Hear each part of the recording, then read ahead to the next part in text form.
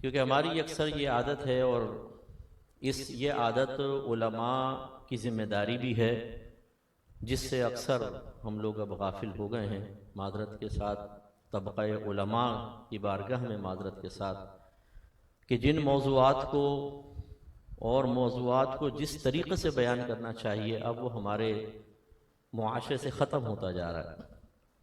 اب عالم کا بیان ہوتا ہے کمیٹی کو خوش کرنے کے لیے، پبلک کو خوش کرنے کے لیے۔ پبلک بھی آخر میں کمیٹی کو رسپانس دیتی، آج تو جو عالم بلایا تھا نا مزہ آ گیا، واہ کیا بلڈ سرکولیشن تیز ہوئی، زبردست قسم کی۔ وہ انتظامیہ کہتی ہے بھئی پھر اسی کا کوئی قبیلے کا آدمی لے کر آؤ جو جوشیلا بیان کرے، زبردست قسم کا، جس کو پبلک لائک کرے۔ جبکہ اصل ذمہ داری علماء کی سب سے پہلی کیا ہوتی ہے کہ اخلاص سے بیان ہونا چاہیے۔ اچھا کسی پر آپ بدگمانی نہیں کریں گے، نہ میں بدگمان کر رہا ہوں، نہ کوئی اپنی بڑائی بیان کرنا مقصود ہے کہ میں بڑا مخلص ہوں دوسرے نہیں، یہ ایک درد کا اظہار میں کر رہا ہوں آج۔ ہونا یہی چاہیے، اور یہی طریقہ انبیاء علیہ السلام کا بھی ہے، صحابہ کرام کا، کہ اللہ کے لیے بیان ہے۔ اب اس سے کوئی راضی ہوتا ہے ناراض، انداز پسند آتا ہے نہیں آتا۔ آپ پورا قرآن اٹھائیں، انبیاء علیہ السلام اسٹریٹ فارورڈ کہا کرتے تھے، ایمان لاؤ، ایک خدا کو مانو، بتوں کی پوجا مت کرو، مان لیا ٹھیک، نہیں مانا وما علینا الا البلاغ، ہم پر تو اللہ کا پیغام پہنچا دینا ہی لازم تھا، پہنچا دیا، مانو نہ مانو آپ کی مرضی۔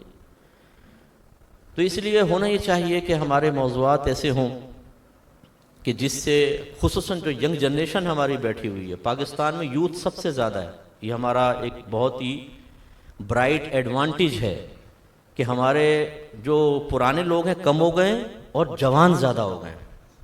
اگر آج ہم اس نوجوان نسل کی صحیح ذہن سازی کرنے میں کامیاب ہو جاتے ہیں تو سب سے پہلا فائدہ دین کا، اور اس کے ضمن میں ملک کا فائدہ بھی ہوتا ہے۔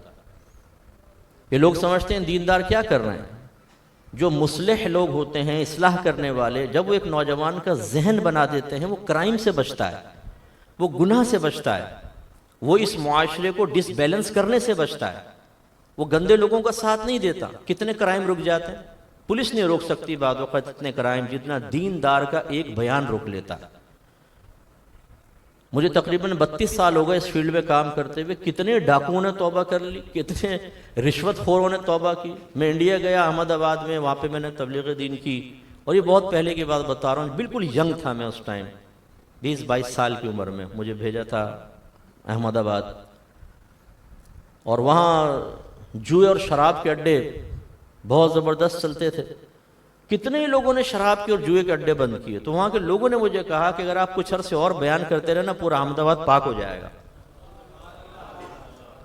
یعنی سمجھانا یہ مقصد ہے کہ لوگ اصلاح چاہتے ہیں، لوگ اصلاح قبول کرتے ہیں، لوگ اپنے آپ کو بدلنا چاہتے ہیں، ماحول نہیں ہوتا، اور جب بدل لیتے ہیں اس کا فائدہ کس کو ہوتا ہے؟ ہمارے دین کو بھی، ہمارے ملک کو بھی۔